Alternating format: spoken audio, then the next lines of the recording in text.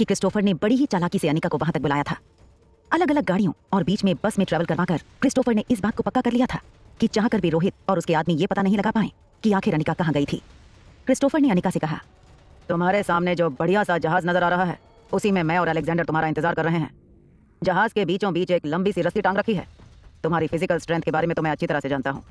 बस वो रस्सी पकड़ो और चढ़कर जहाज में दाखिल हो जाओ। अनिका अब अच्छी तरह से जान चुकी थी कि वो पूरी तरह से क्रिस्टोफर के चंगुल में फंस चुकी थी। क्रिस्टोफर के चंगुल से बाहर निकलना अनिका के लिए इस वक्त मुमकिन नहीं था। अब अलेक्जेंडर को बचाने के लिए अनिका को क्रिस्टोफर की बात माननी ही थी। मगर तभी अचानक फोन के जरिए अनिका को क्रिस्टोफर के एक आदमी की आवाज सुनाई दी। उस आदमी ने क्रिस्टोफर से कहा, बॉस एक गड़बड़ हो गई है। ये काफी पुराना जहाज है, इसमें कुछ तकनीकी खराबी आ गई है और हम इसे समुद्र में नहीं उतार सकते। उस आदमी की बात सुनकर भी क्रिस्टोफर काफी रिलैक्स लग रहा था। उस आदमी से बात करते हुए क्रिस्टोफर ने कहा, अरे तो इसमें मेरे पास आने की क्या जरूरत है। जिस आदमी के पास पैसों की कमी ना हो उसे फिक्र करने की कोई जरूरत नहीं है। अभी के अभी अगल बगल में खड़ी कोई भी शिप खरीद लो। अगर 4 गुना पैसा चुकाओगे तो कोई भी मालिक तुम्हें अपनी शिप सौंप देगा। तभी उस आदमी ने क्रिस्टोफर से कहा, सर वही तो मेन प्रॉब्लम है। हमारे सारे बैंक अकाउंट सील कर दिए गए हैं। उसमें फंड की कमी के कारण हम कोई ट्रांजैक्शन नहीं कर पा रहे हैं। क्रिस्टोफर ने हैरान होते हुए अपने आदमी से पूछा, मगर ऐसा कैसे हो सकता है? अरे इंपीरियल ग्रुप कंगाल नहीं हो सकता। वो इस दुनिया का सबसे पावरफुल ग्रुप है। वहाँ फंड की कमी कैसे हो सकती है? तभी उस आदमी ने धीमी आवाज में क्रिस्टोफर से कहा, सर इंपीरियल ग्रुप को तो फंड की कमी नहीं हो सकती, मगर मुझे लगता है कि किंग ने इंपीरियल ग्रुप से हमें मिलने वाले पैसों पर रोक लगा दी है। हम पूरी तरह से कंगाल हो चुके हैं। फिर क्रिस्टोफर ने अपने आदमी से कहा, ये किंग इतनी आसानी से मुझे अपना मिशन पूरा करने नहीं देगा। अनिका ने फोन पर सारी बातें सुन ली थी, इसलिए क्रिस्टोफर जब लंबे वक्त पर फोन पर खामोश रहा तो अनिका ने अपनी चुप्पी तोड़ते हुए क्रिस्टोफर से कहा, मैं तुम्हारे लिए एक अच्छा सौदा कर सकती हूँ जिससे तुम्हारी प्रॉब्लम सॉल्व हो सकती है।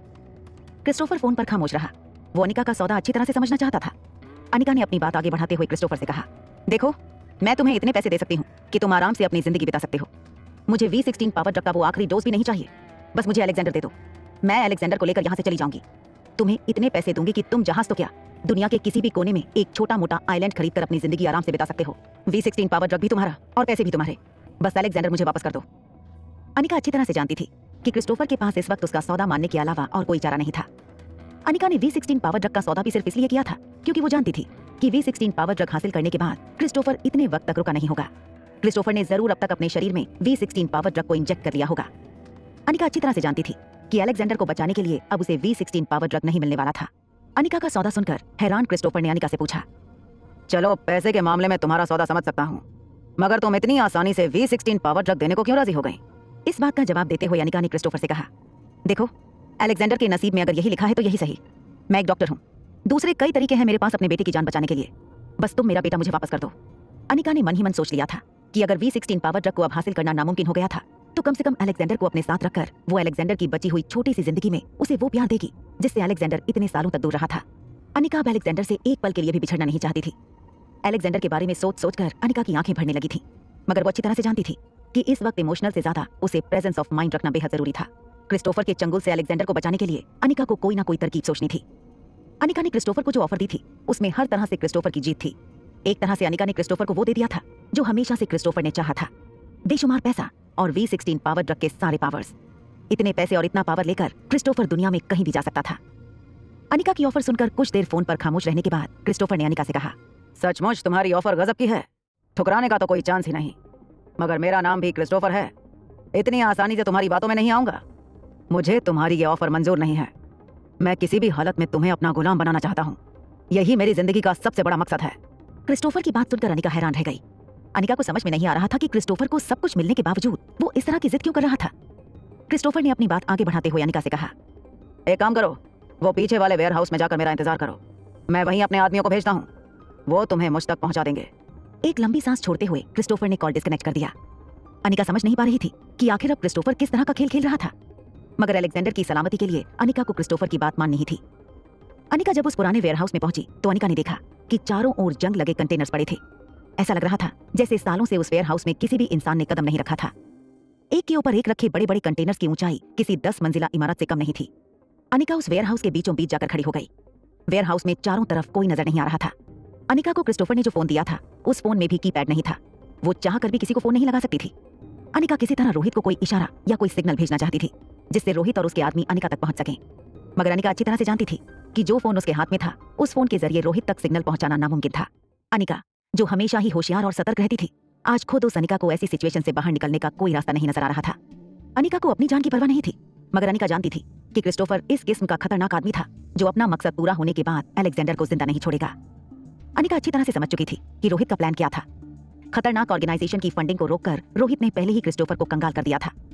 रोहित ने सोचा होगा कि क्रिस्टोफर की फंडिंग को रोकने के बाद वो क्रिस्टोफर को अपने खतरनाक प्लान में कामयाब होने से रोक लेगा, मगर खुद अनिका ने भी ये नहीं सोचा था कि रोहित की पूरी प्लानिंग समझने के बावजूद क्रिस्टोफर इस तरह से पलट जाएगा। जैसे ही अनिका को पता चला कि क्रिस्टोफर की खतरनाक ऑर्गेनाइजेशन को अब फंड की कमी महसूस होने लगी थी, तब अनिका ने रोहित का प्लान समझ लिया था और उसी प्लान को आगे बढ़ाते हुए अनिका ने क्रिस्टोफर को लुभावनी ऑफर दे दी थी। अनिका जानती थी कि क्रिस्टोफर के पास अनिका की ऑफर मानने के अलावा और कोई रास्ता नहीं था, मगर क्रिस्टोफर ने ऑफर ठुकराकर अनिका को चौंका दिया था। अनिका लगभग आधे घंटे तक उस वीरान वेयरहाउस में क्रिस्टोफर या उसके आदमियों का इंतजार करती रही, मगर काफी देर तक उस वेयरहाउस में कोई नजर नहीं आया। तभी अचानक वेयरहाउस के बीचों बीच खड़ी अनिका को नन्हे से अलेक्जेंडर की आवाज सुनाई देने लगी। नन्हा सा अलेक्जेंडर अनिका को पुकारते हुए कह रहा था, मम्मा मैं यहाँ हूँ। खाली वेयरहाउस में नन्हे से अलेक्जेंडर की आवाज जोर जोर से गूंजने लगी। अनिका समझ नहीं पा रही थी कि आखिर आवाज किस ओर से आ रही थी, क्योंकि अनिका वेयरहाउस के बीचों बीच खड़ी थी। अलेक्जेंडर की आवाज हर जगह से गूंज रही थी। वेयरहाउस की दीवारों से टकराकर अनिका को अलेक्जेंडर की आवाज हर कोने से सुनाई दे रही थी। अनिका चिल्ला चिल्ला कर अलेक्जेंडर को पूछने लगी, बेटा कहाँ हो? मैं तुम्हें बचा लूंगी, तुम बिल्कुल फिक्र मत करना। तभी अचानक अनिका के कानों पर किसी के दौड़ने की आवाज पड़ी, मगर वो दौड़ने की आवाज भी वेयरहाउस की दीवारों से टकराकर हर तरफ से गूंजने लगी। अनिका समझ नहीं पा रही थी कि उसे अलेक्जेंडर को बचाने के लिए किस दिशा में आगे बढ़ना था। अनिका जोर जोर से अलेक्जेंडर को पुकारती रही, मगर अब अलेक्जेंडर की आवाज कहीं से नहीं आ रही थी। अनिका जोर जोर से चिल्ला चिल्ला कर कहने लगी, क्रिस्टोफर, अगर मेरे बेटे को कुछ भी हुआ तो मैं तुम्हें छोड़ूंगी नहीं। अनिका ने कभी सोचा नहीं था कि वो जिंदगी में कभी इतनी लाचार और बेबस होगी। तभी अचानक अनिका के कानों पर वेयरहाउस के पीछे वाले दरवाजे के खुलने की आवाज पड़ी। दरवाजा काफी पुराना था, जिस पर जंग लग चुका था, जिसकी वजह से दरवाजा काफी धीरे धीरे खुल रहा था। दरवाजा खुलते ही बाहर की तेज रोशनी अनिका की आंखों पर पड़ने लगी। तेज रोशनी की वजह से अनिका को आने वाले शख्स का चेहरा तो नहीं नजर आ रहा था, मगर कदमों की आहट से अनिका को अंदाजा हो रहा था कि वो शख्स लगातार अनिका की ओर अपने कदम आगे बढ़ा रहा था। धीरे धीरे अनिका को आने वाले शख्स का चेहरा धुंधला धुंधला सा नजर आने लगा। जब वो शख्स अनिका के ठीक सामने आया, तब अनिका ये देखकर हैरान हो गई कि उसके सामने जो आदमी खड़ा था वो आशीष डोगरा था। आशीष ने अनिका को देखते हुए अपने चेहरे से चश्मा उतारा और तेज सांसें लेते हुए अनिका से पूछने लगा, क्या हुआ अनिका, तुम यहाँ क्या कर रही हो? क्रिस्टोफर ने मुझे बताया कि मैं तुम्हें उसके पास ले जाऊं। तुम्हें इतना बड़ा खतरा मोल लेकर अकेले क्रिस्टोफर को मिलने नहीं आना चाहिए था। अनिका हैरानी से आशीष के चेहरे को देखने लगी। आशीष के चेहरे पर अनिका के लिए चिंता साफ नजर आ रही थी। आशीष ने अपना चश्मा फिर से पहनते हुए अपना सर झुकाकर अनिका से कहा, देखो अनिका, मैं अच्छी तरह से जानता हूँ कि अलेक्जेंडर क्रिस्टोफर के कब्जे में है, मगर तुम चिंता मत करना। कुछ देर आशीष को गौर से देखने के बाद अनिका ने अचानक ही आशीष से कहा, अभी अपने चेहरे से नकाब हटा दो क्रिस्टोफर और खुल के बात करो। अनिका की बात सुनकर आशीष हैरान रह गया। अनिका की बात सुनकर आशीष कुछ देर के लिए गौर से अनिका को देखता रहा। धीरे धीरे आशीष के चेहरे के रिएक्शंस बदलने लगे। उसकी आंखें जुनून से लाल होने लगी और चेहरा कांपने लगा। आशीष को देखकर ऐसा लग रहा था जैसे उसके अंदर का जानवर जाग रहा था। कुछ देर तक अनिका को घूर घूर कर देखने के बाद आशीष ने अचानक ही अपने चेहरे से चश्मे को उतारा और उसे जमीन पर फेंक दिया। हमेशा ही सॉफ्ट और जेंटल नजर आने वाला आशीष आज कुछ अलग ही लग रहा था। उसके मासूम से चेहरे पर हैवानियत झलकने लगी थी। धीरे धीरे आशीष ने अपनी इन शर्ट बाहर निकाली और स्लीव्स के बटन खोलकर स्लीव ऊपर चढ़ाने लगा। आशीष के चेहरे के हाव भाव को देखकर अनिका ने अपने दोनों हाथ अपनी कमर पर रख दिए और आशीष से कहा, थक चुके होगे तुम एक्टिंग कर करके, अब और एक्टिंग करने की कोई जरूरत नहीं है। चलो मुझे बताओ कि अलेक्जेंडर कहाँ है? अनिका का सवाल सुनते ही आशीष ने अपनी आवाज ऊंची करते हुए अनिका से कहा, अरे बस करो, क्या ये अलेक्जेंडर अलेक्जेंडर अलेक्जेंडर? मैं तुम्हारे सामने खड़ा हूँ, एक बार भी मेरा नाम नहीं लिया तुमने, मगर 25 बार अलेक्जेंडर का नाम पुकार चुकी हो। अनिका जब से आशीष को मिली थी वो हमेशा ही उसे एक जेंटलमैन नजर आया था। आशीष के कपड़े पहनने का तरीका, उसके बात करने का ढंग, सब कुछ काफी एलिगेंट था। मगर आज जो आदमी अनिका के सामने खड़ा था वो आशीष नहीं था। आशीष की आवाज में अब हैवानियत नजर आ रही थी। अपना एक पांव जोर से जमीन पर पटकते हुए आशीष ने अनिका से कहा, तुम्हें अगर अलेक्जेंडर चाहिए तो चलो पहले मुझे अपना मालिक बुलाओ। पहले मैं तुम्हें अपना गुलाम बनाऊंगा और उसके बाद आगे की बात करेंगे। इतने दिनों से तुम्हें अपना गुलाम बनाने की कोशिश कर रहा हूं, मगर तुम मानती ही नहीं। अगर पहले ही तुमने मुझे अपना मालिक बना लिया होता तो बात यहां तक पहुंचती ही नहीं। आशीष को देखकर अनिका को अंदाजा हो गया था कि आशीष के सर पर खून सवार था। अनिका अच्छी तरह से जानती थी कि आशीष के मन में अनिका के लिए काफी फीलिंग्स थी, मगर वो फीलिंग्स अब जहर में तब्दील हो गई थी। ये बात अनिका भी नहीं जानती थी। आशीष कुछ देर तक एक जंगली भेड़िए की तरह वेयरहाउस में यहाँ से वहां घूमता रहा। मन ही मन कुछ सोचने के बाद वो अचानक ही तेज सांसें लेने लगा और अनिका को घूर घूर कर देखने लगा। अनिका समझ चुकी थी कि आशीष किसी भी वक्त अनिका पर अटैक कर सकता था, इसलिए अनिका भी अपना डिफेंस करने के लिए तैयार हो चुकी थी। अचानक आशीष जोर से किसी जंगली भेड़िए की तरह दहाड़ा और अनिका की ओर दौड़ पड़ा। अनिका भी अपना डिफेंस करने के लिए बिल्कुल तैयार थी। अनिका ये भी जानती थी कि सिर्फ आशीष जानता था कि अलेक्जेंडर कहाँ था, इसलिए अपना डिफेंस करते वक्त अनिका को यह भी ध्यान रखना था कि वो आशीष को जान से न मार दे। अनिका को समझ नहीं आ रहा था कि अपने सामने खड़े राक्षस को वो क्या कहकर पुकारे, आशीष या क्रिस्टोफर। मगर वो जो कोई भी था कल तक जिसकी आंखों में अनिका के लिए प्यार नजर आता था, आज उसकी आंखों में अनिका के लिए बेहद जुनून नजर आ रहा था। जैसे ही आशीष दौड़कर अनिका पर अटैक करने के लिए अनिका के बिल्कुल करीब पहुंचा, तब आशीष ने एक जोर की छलांग लगाई और अपने हाथों की पूरी ताकत इस्तेमाल करके अनिका के सिर पर मुक्का मारने की कोशिश की। मगर इससे पहले कि आशीष का मुक्का अनिका के चेहरे पर लगता, आशीष के ही दूसरे हाथ ने अपने एक हाथ को ऐसा करने से रोक लिया। आशीष ने अपने आप को ही एक झटके से जमीन पर गिरा दिया। जमीन से खड़े होते हुए आशीष ने बगल में पड़ा हुआ चश्मा उठाकर अपनी आंखों पर लगा दिया और अपने एक हाथ से अपना कॉलर पकड़ते हुए कहने लगा, क्रिस्टोफर, अगर तुमने अनिका को चोट पहुंचाने की कोशिश की तो मुझसे बुरा कोई नहीं होगा। जाने दो उसे, उसका कोई कसूर नहीं है। आशीष को अपने ही साथ लड़ते हुए देखकर अनिका चौंक गई। अचानक ही आशीष ने जिस हाथ में अपने कॉलर को पकड़ रखा था, उस हाथ को दूसरे हाथ से झटकते हुए उसने अपने आप से कहा, देखो आशीष, मेरे रास्ते में मत आना। आज मेरे सर पर खून सवार है। आज मैं किसी भी हालत में इस लड़की को अपना गुलाम बनाकर रहूंगा। तुम्हारी कमजोरी को अब मैं अपने मिशन का पत्थर नहीं बनने दूंगा। ये कहते हुए आशीष ने अपने ही चश्मे उतारकर जमीन पर फेंक दिए। कुछ देर बाद आशीष ने फिर से जमीन पर पड़े हुए चश्मों को उठाकर पहन लिया और अपने आप को मारते हुए कहने लगा, देखो अलेक्जेंडर को जाने दो, वो एक छोटा बच्चा है, वो अनिका का बेटा है। उन दोनों ने क्या बिगाड़ा है तुम्हारा? कुछ देर के लिए आशीष अपने ही साथ एक आर्ग्यूमेंट में उलझ पड़ा। आशीष की इस हरकत को देखकर अनिका की आंखें फटी की फटी रह गईं। अनिका एक डॉक्टर थी, वो अच्छी तरह से समझ सकती थी कि मानसिक तौर पर अगर कोई इंसान इस तरह से बिहेव करने लगे उसका क्या मतलब था। अनिका के सामने जो इंसान खड़ा था वो ना सिर्फ आशीष था, बल्कि वो क्रिस्टोफर भी था। आशीष स्प्लिट पर्सनालिटी का शिकार था। कुछ देर बाद आशीष ने अपने ही साथ लड़ते हुए अपने ही शरीर पर लातों और घूंसों से वार करना शुरू कर दिया। अपने साथ कुछ देर हाथापाई करने के बाद आशीष धड़ाम से जमीन पर गिर गया। आशीष के शरीर में कोई मूवमेंट नहीं नजर आ रही थी। जब अनिका धीरे धीरे आशीष के पास गई, तब अचानक ही आशीष झटके से अपनी जगह से उठा और जोर जोर से खांसने लगा। अनिका बड़े ही ध्यान से आशीष के चेहरे को देख रही थी। अनिका ये कंफर्म करना चाहती थी कि इस वक्त उसके सामने जो आदमी खड़ा था वो आशीष था या क्रिस्टोफर। अपने ही साथ लड़ते हुए आशीष के चश्मे जमीन पर गिर गए थे। जमीन पर गिरे चश्मे को उठाकर वो अपनी शर्ट पर लगी धूल को पोंछने लगा और अनिका से कहने लगा, डरो मत, मैं आशीष हूँ, तुम्हें मुझसे डरने की कोई जरूरत नहीं है। अनिका समझ नहीं पा रही थी कि अपने सामने खड़े इंसान पर उसे भरोसा करना भी चाहिए या नहीं। अनिका ने धीमी आवाज में अपने सामने खड़े इंसान से पूछा, तुम कौन हो, आशीष डोगरा या क्रिस्टोफर? अनिका के सवाल पर आशीष कुछ देर के लिए अपना सिर झुकाकर बस खड़ा रहा। अनिका ने जब गौर से आशीष के चेहरे की ओर देखा तो आशीष का चेहरा अब फिर बिल्कुल पहले वाले आशीष की तरह नजर आ रहा था। उसकी आंखों में बेहद शर्मिंदगी थी। उसे देखकर ऐसा लग रहा था जैसे उसे अपने किए पर काफी पछतावा हो रहा था। कुछ देर बाद अपनी नजरें उठाकर आशीष ने अनिका की आंखों में आंखें डालकर कहा, मैं आशीष हूँ, तुम्हें मुझसे डरने की कोई जरूरत नहीं है। हैरान अनिका ने अपने मन ही मन कुछ सोचने के बाद आशीष से कहा, इसका मतलब यह हुआ कि आशीष और क्रिस्टोफर दोनों तुम ही हो। आशीष अब अच्छी तरह से जान चुका था कि अनिका से कुछ भी छुपाने का कोई मतलब नहीं था। आशीष ने अनिका से दूर जाते हुए धीमी आवाज में अनिका से कहा, मैं जब 6 साल का था तब क्रिस्टोफर का जन्म हुआ था। तब से लेकर अब तक क्रिस्टोफर मेरे साथ ही रहता है, मेरे ही शरीर और मेरे ही मन के अंदर। मैंने बार बार उसे धमकी देने की कोशिश की, अगर वो तुम्हें परेशान करना बंद नहीं करेगा तो मैं इस शरीर को हमेशा हमेशा के लिए खत्म कर दूंगा। मगर क्रिस्टोफर किसी से नहीं डरता, मुझसे भी नहीं, मौत से भी नहीं। अनिका एक डॉक्टर होने के नाते अच्छी तरह से समझ सकती थी कि स्प्लिट पर्सनालिटी वाले पेशेंट्स क्या महसूस करते थे। वो इस वक्त अच्छी तरह से जानती थी कि जो हरकतें क्रिस्टोफर किया करता था उनका आशीष के साथ कोई लेना देना नहीं था। आशीष एक पूरी तरह से अलग इंसान था, जबकि क्रिस्टोफर आशीष के ही मन के अंदर पैदा हुआ एक और शख्स था। मगर अक्सर ऐसी पर्सनालिटी एक इंसान के अंदर पैदा होने का कोई कारण होता था, कोई ऐसा कारण जिसका उस इंसान की जिंदगी से बहुत गहरा नाता था। अनिका ने धीमी आवाज में आशीष से पूछा, ये क्रिस्टोफर का जन्म कैसे हुआ? आशीष अच्छी तरह से समझ सकता था कि अनिका उसे क्या पूछना चाहती थी। आशीष ने अपना सर झुकाकर अनिका से कहा, जब बचपन में मुझे ह्यूमन एक्सपेरिमेंट के तौर पर किडनैप कर लिया गया, अंधेरे कमरे में कैद कर लिया गया, उस वक्त मैं काफी घबराया हुआ था। एक के बाद एक सारे बच्चों को ह्यूमन एक्सपेरिमेंट के तौर पर पावर ड्रग का इंजेक्शन लगाया गया। मेरे इर्द गिर्द एक के बाद एक बच्चों की मौत होने लगी। ये सब कुछ देखकर मुझे ऐसा लगने लगा था जैसे बहुत जल्द मेरी भी जिंदगी खत्म हो जाएगी। मेरे मन का डर बढ़ता गया। मुझे ऐसा लगने लगा कि मैं सारे बच्चों से सबसे ज्यादा कमजोर था। बाकी बच्चे काफी आसानी से मुझे डराने धमकाने में कामयाब हो जाते, मगर अपने आप को बचाने के लिए मैं कुछ नहीं कर पाता था। फिर एक के बाद एक उन बच्चों की मौत होने लगी। मुझे ऐसा लगने लगा कि किसी भी पल मेरी भी मौत हो सकती है। कुछ बच्चों के शरीर के अंदर पावर ड्रग ने ऐसे बदलाव लाए थे कि उनके शरीर में जंगली जानवरों जैसी ताकत आ गई थी। वो बच्चे दूसरे बच्चों को मारते हैं, कभी कभी इतना मारते कि उन बच्चों की मार की वजह से ही कई बच्चों की मौत हो गई थी। ये बात बिल्कुल सच है।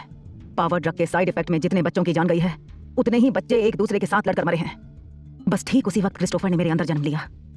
पहले तो क्रिस्टोफर मेरे लिए एक वरदान साबित हुआ था।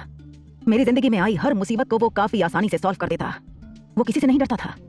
जो बच्चे मुझ पर जोर आजमाइश करते थे और मेरी कमजोरी का फायदा उठाया करते थे, उन बच्चों को क्रिस्टोफर आसानी से अपने काबू में कर लेता था। क्रिस्टोफर के आने के बाद मुझे ऐसा महसूस होने लगा जैसे मुझे एक नई जिंदगी मिल गई थी। क्रिस्टोफर मेरा बेस्ट फ्रेंड बन गया। वो हमेशा मुझसे कहता था कि अगर जिंदगी में मुझे कभी भी उसके सहारे की जरूरत हो तो बस वो मेरी मदद करने के लिए हाजिर हो जाएगा। मैं भी अपने आप को काफी ज्यादा सेफ महसूस करने लगा था। बस उस दिन के बाद अचानक मुझे जिंदगी जीने का एक नया मकसद नजर आने लगा। मैं भी जीना चाहता था। जब भी मैं अपने आप को कमजोर या अकेला महसूस करता, तब ना जाने कहां से क्रिस्टोफर आ जाता। वो हमेशा से मेरी मदद करता, मगर देखते ही देखते क्रिस्टोफर मेरी अपनी पर्सनैलिटी पर भारी पड़ने लगा। वो मुझे काफी ज्यादा डोमिनेट करने लगा। अगर मैं जरा सा भी घबराहट महसूस करता तो तुरंत क्रिस्टोफर मुझ पर हावी हो जाता। कहीं ना कहीं जिस क्रिस्टोफर ने मुझे जीने की ताकत दी थी, उसी क्रिस्टोफर की वजह से मेरे मन का डर बढ़ता गया। जैसे जैसे मेरा डर बढ़ता गया, मेरे ऊपर क्रिस्टोफर का काबू और भी ज्यादा मजबूत होता गया। मेरा यकीन मानो अनिका, मैं तुम्हें और अलेक्जेंडर को चोट पहुंचाना नहीं चाहता था, मगर क्रिस्टोफर से लड़ने का मेरे पास कोई तरीका नहीं था। क्रिस्टोफर ने मेरे ऊपर इस तरह से कब्जा कर लिया है, मानो क्रिस्टोफर ने मुझे अपने ही शरीर में जकड़ कर रखा है। अनिका अच्छी तरह से समझ सकती थी कि आशीष उससे क्या कहना चाहता था। अनिका इस तरह के पेशेंट्स की हालत अच्छी तरह से समझ सकती थी। अनिका कुछ देर तक हैरान होकर आशीष को देखती रही। आशीष ने अटकती हुई आवाज में अपनी बात आगे बढ़ाते हुए कहा, मेरी ऐसी हालत का जिम्मेदार सिर्फ एक आदमी है, वो है किंग। मैं जितना क्रिस्टोफर से नफरत नहीं करता, उससे कई ज्यादा किंग से नफरत करता हूँ। औरतों के साथ जबरदस्ती करना और उन्हें जबरदस्ती अपने बच्चों की मां बनाना जैसे किंग का शौक हो गया था। फिर अपने ही बच्चों को ह्यूमन एक्सपेरिमेंट का भाग बनाकर वो एक अंधेरे कमरे में कैद कर लेता। उस कमरे में जितने छोटे छोटे बच्चे मौजूद थे, उसमें से कई बच्चे मेरे भाई बहन थे। किंग ने कई औरतों के साथ जबरदस्ती करके उन्हें मां बनाया था। ये बात क्रिस्टोफर भी अच्छी तरह से जानता है और इसलिए वो किंग के साथ बदला लेना चाहता है। मगर किंग से बदला लेने की हवस में क्रिस्टोफर कब खुद किंग जितना हैवान हो गया, ये खुद क्रिस्टोफर भी नहीं जानता। मगर मेरी अंधेरी जिंदगी में तुम्हारी मां ने मुझे रोशनी दिखाई थी। उस वक्त तुम्हारी मां ने ही मुझे खतरनाक ऑर्गेनाइजेशन के चंगुल से बचाया था। मैं तुम्हारी मां के एहसानों को कभी नहीं भूल सकता। तुम्हारी मां में वो हिम्मत थी जो खतरनाक ऑर्गेनाइजेशन से भी टकरा सकती थी। खतरनाक ऑर्गेनाइजेशन को चकमा देने के बाद तुम्हारी मां मुझे भी अपने साथ उस खतरनाक ऑर्गेनाइजेशन से लेकर निकली। मेरा यकीन मानो अनिका, तुम्हारी मां के इतने एहसान है मेरे ऊपर कि मैं चाह कर भी तुम्हें चोट पहुंचाने की कोशिश नहीं कर सकता। अनिका को धीरे धीरे आशीष की हर बात पर यकीन होने लगा था। वो अच्छी तरह से समझ चुकी थी कि आशीष अपनी ही स्प्लिट पर्सनैलिटी के हाथों मजबूर था। क्रिस्टोफर जब भी आता था, वो आशीष पर हावी हो जाता था। आशीष जब भी अपने आप को कमजोर महसूस करता, क्रिस्टोफर उसके दिमाग पर पूरी तरह से अपना कब्जा जमा लेता था। आशीष ने अपनी नजरें झुकाते हुए अनिका से कहा, मैं जब भी तुम्हारे साथ होता हूँ काफी रिलैक्स महसूस करता हूँ और इसलिए कभी तुम्हारे सामने क्रिस्टोफर बाहर नहीं आया। मगर आज जब तुमने वो ऑफर दी कि तुम क्रिस्टोफर को पैसे देकर अलेक्जेंडर को अपने साथ ले जाओगी और हमेशा हमेशा के लिए मुझसे और क्रिस्टोफर से दूर हो जाओगी, तो कहीं ना कहीं मेरे मन का डर बढ़ने लगा। तुमसे दूर होना मानो मेरे लिए एक मानसिक कमजोरी है और उसी कमजोरी का फायदा उठाकर क्रिस्टोफर ने मेरे दिमाग पर काबू कर लिया और तुम पर अटैक कर लिया। मगर आज जिंदगी में पहली बार मैंने क्रिस्टोफर को रोका। क्रिस्टोफर की पर्सनैलिटी पर काबू पाने का यह मेरा पहला कदम था। आशीष की पूरी बात सुनने के बाद अनिका को यह तो पता चल गया था कि आशीष अनिका के अतीत से जुड़ी कई पुरानी बातें जानता था। अनिका किसी भी हालत में अपनी प्रेगनेंसी का राज जानना चाहती थी। अनिका ने आशीष से पूछा, क्या तुम मेरी प्रेगनेंसी का राज जानते हो? मैं रोहित के बच्चों की मां कैसे बनी? आशीष ने अनिका की आंखों में आंखें डालकर कहा, हाँ मैं जानता हूं। आशीष डोगरा की बातों को सुनकर अनिका कहीं ना कहीं समझ गई थी कि आशीष को जरूर अनिका के अतीत के बारे में बहुत कुछ पता था। अनिका की आंखों में आंखें डालकर आशीष ने कहा, तुम्हारे साथ जो कुछ भी हुआ उन सब का गवाह मैं हूं। तुम्हारी प्रेगनेंसी से जुड़े सारे राज मैं जानता हूं, मगर 6 साल पहले तुम्हारे साथ क्या हुआ था, ये जानने के लिए तुम्हें सालों पहले तुम्हारी और मेरी माँ के साथ क्या हुआ था, ये जानना बहुत जरूरी है। मैंने तुमसे कहा था ना कि मैं किंग से नफरत करता हूं। उस नफरत की एक बहुत गहरी वजह है। मेरी माँ की शादी डोगरा परिवार में हुई थी, मगर शादी के कुछ ही महीनों बाद किंग ने मेरी माँ को अगवा करवा लिया। मेरी माँ की ही तरह कई जवान लड़कियों को किंग ने दुनिया के हर कोने से अगवा करवाया था। कई दिनों तक मेरी माँ और मेरी माँ जैसी कई लड़कियों को किंग ने बंदी बनाकर रखा। वो जब चाहे किसी भी लड़की के साथ जबरदस्ती करता, उन्हें अपने बच्चों की जबरदस्ती माँ बनाता और फिर उन्हीं बच्चों को ह्यूमन एक्सपेरिमेंट के लिए लैब में भेज देता। मेरा जन्म भी किंग की जबरदस्ती का नतीजा था। किंग काफी ताकतवर था, इसके लिए उसके खिलाफ जाने की किसी में हिम्मत नहीं थी। किंग से दुश्मनी मोल लेने का मतलब यह होता था कि पूरे परिवार की जान को खतरे में डालना। मेरे जन्म के बाद मेरे नाम के पीछे डोगरा परिवार का नाम लगा दिया गया। मैंने भी हमेशा ही अपने आप को डोगरा परिवार का हिस्सा ही समझा, मगर मन ही मन किंग के लिए मेरे मन में नफरत बढ़ती गई। मुझे भी बाकी बच्चों की तरह ह्यूमन एक्सपेरिमेंट का शिकार बनाया गया। मेरे अंदर पावर ड्रग को इंजेक्ट कर दिया गया। पावर ड्रग के 15 डोज यानी कि V15 पावर ड्रग बनाने के सारे फॉर्मूला खतरनाक ऑर्गेनाइजेशन के पास मौजूद थे।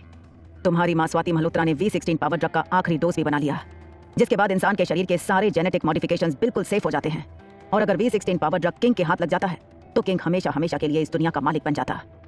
किंग की यही ख्वाहिश थी। वो हजारों बच्चों को जन्म देकर V16 पावर ड्रग अपने शरीर में इंजेक्ट करके अमर हो जाना चाहता था। मगर तभी तुम्हारी मां को पता चला कि खतरनाक ऑर्गेनाइजेशन के इरादे कितने खतरनाक थे, और इसीलिए तुम्हारी मां ने ये बात फैला दी कि उसने V16 पावर ड्रग को बनाया ही नहीं था। मौका मिलते ही तुम्हारी मां खतरनाक ऑर्गेनाइजेशन को छोड़कर भाग निकली। मगर किंग इतना ताकतवर था कि चाहे वो दुनिया की किसी भी कोने में छुप जाती, किंग उसे आसानी से पकड़ लेता। तुम्हारी मां के लिए ये बहुत जरूरी हो गया था कि वो अपना नाम बदलकर गुमनाम हो जाए और किसी ऐसे छोटे से शहर या गांव में चली जाए जहां किंग के लंबे हाथ उस तक ना पहुंच सके। आशीष की ये बात सुनकर अनिका को समझ में आया कि आखिर स्वाति मल्होत्रा ने करण गुलेरिया को धोखा क्यों दिया था। अगर वो करण के साथ रहती तो ना सिर्फ उसकी खुद की जान खतरे में रहती, बल्कि करण और गुलेरिया परिवार की जान भी जोखिम में आ जाती। आशीष ने अपनी बात आगे बढ़ाते हुए कहा, मगर स्वाति मल्होत्रा के भागने के बाद किंग ने स्वाति मल्होत्रा को हर जगह ढूंढा। अपने आदमियों की मोस्ट वांटेड लिस्ट में सबसे पहला नाम किंग ने स्वाति मल्होत्रा का रख दिया। स्वाति मल्होत्रा इतनी चालाक थी कि कई सालों तक वो अपने आप को किंग और उसके आदमियों से बचाने में कामयाब रही। मगर एक दिन किंग के आदमी स्वाति मल्होत्रा तक पहुंच गए और शायद तुम्हारी जान बचाने के लिए स्वाति मल्होत्रा ने अपनी जान कुर्बान कर दी। धीरे धीरे अनिका की आंखों से अपने अतीत से जुड़े और स्वाति मल्होत्रा के अतीत से जुड़े हर राज खुलने लगे थे। कुछ देर की खामोशी के बाद अनिका ने आशीष से पूछा, मगर तुम लोगों ने, मेरा मतलब है कि किंग ने रोहित को ही क्यों चुना था मेरे लिए? आशीष ने अपनी बात आगे बढ़ाते हुए कहा, तब तक किंग को पता चल चुका था कि रोहित भी उन्हीं का खून है। रोहित की माँ किंग की बायोलॉजिकल औलाद थी और अब किंग के पास वारिस कहने के लिए रोहित के अलावा और कोई नहीं बचा था। किंग अच्छी तरह से जानता था कि मैं कुछ ही दिनों का मेहमान था और V16 पावर ड्रग अगर मुझे नहीं मिला तो मेरा बचना नामुमकिन था। ऐसे हालात में किंग ने सालों पहले जितने भी बच्चों को जन्म दिया था वो सारे ह्यूमन एक्सपेरिमेंट के चलते अपनी जान गंवा चुके थे। बची थी तो सिर्फ रोहित की माँ आयशा, जो सालों पहले हंसराज मारवा के साथ शादी कर चुकी थी और रोहित को जन्म दे चुकी थी। आर्टिफिशियल इंसेमिनेशन के जरिए किंग ने ही अपने आदमियों की मदद से तुम्हें रोहित के बच्चों की मां बनाया और फिर सीसीटीवी फुटेज को बदलवा दिया। जब गौतम गुलेरिया ने यह जानने की कोशिश की कि आखिर तुम किसके बच्चे की मां बनी थी तो उसे अपने घर के सीसीटीवी फुटेज में कुछ नहीं नजर आया, क्योंकि सीसीटीवी फुटेज को किंग के आदमी ने बदल दिया था। किंग ने हर उस सबूत को मिटा दिया जो तुम्हें यह बता सके कि तुम्हारे बच्चों का बाप कौन था। आशीष की बात सुनकर अनिका को यकीन नहीं हो रहा था कि उसके साथ इतना कुछ हो गया था, मगर वो खुद ही नहीं जानती थी कि उसकी पीठ पीछे उसकी जिंदगी के साथ इतना बड़ा खिलवाड़ हो रहा था। आशीष की बातें सुनने के बाद अनिका के दिल की धड़कनें भी तेज होने लगी थीं। अनिका ने आशीष की आंखों में आंखें डालकर पूछा, और अलेक्जेंडर को कैसे छीना गया मुझसे? कुछ देर खामोश रहने के बाद आशीष ने अपना सिर झुका लिया और अनिका से धीमी आवाज में कहा, अलेक्जेंडर को मैंने चुराया था। अनिका ये सुनकर हैरान रह गई। अलेक्जेंडर अनिका का पहला बच्चा था। अनिका अच्छी तरह से जानती थी कि तीनों बच्चों में सबसे पहले अनिका ने अलेक्जेंडर को जन्म दिया था, मगर अलेक्जेंडर की डिलीवरी से जुड़ी सारी बातें अनिका पूरी तरह से भूल चुकी थी। मगर अनिका को इतना याद था कि जब अनिका ने डिलीवरी के बाद कमजोरी की हालत में अपनी आंखें खोली थीं, तब उसे इस बात का एहसास जरूर था कि उसके एक बच्चे को उससे चुराया जा रहा था और उसने नन्ही सी रिया को कसकर पकड़ लिया था। इसका मतलब साफ था कि अगर अलेक्जेंडर अनिका का बेटा था तो सबसे पहले अनिका ने अलेक्जेंडर को जन्म दिया था और सबसे पहले अलेक्जेंडर ही अगवा हुआ था। आशीष ने अपनी बात आगे बढ़ाते हुए कहा, उस दिन जब क्रिस्टोफर को पता चला कि किंग का अगला वारिस जन्म लेने वाला है तो क्रिस्टोफर बेकाबू हो गया। मैंने क्रिस्टोफर को रोकने की काफी कोशिश की, मगर क्रिस्टोफर ने मेरे दिमाग पर पूरी तरह से काबू पा लिया था। क्रिस्टोफर हॉस्पिटल पहुंचा, तुमने अलेक्जेंडर को जन्म दिया था।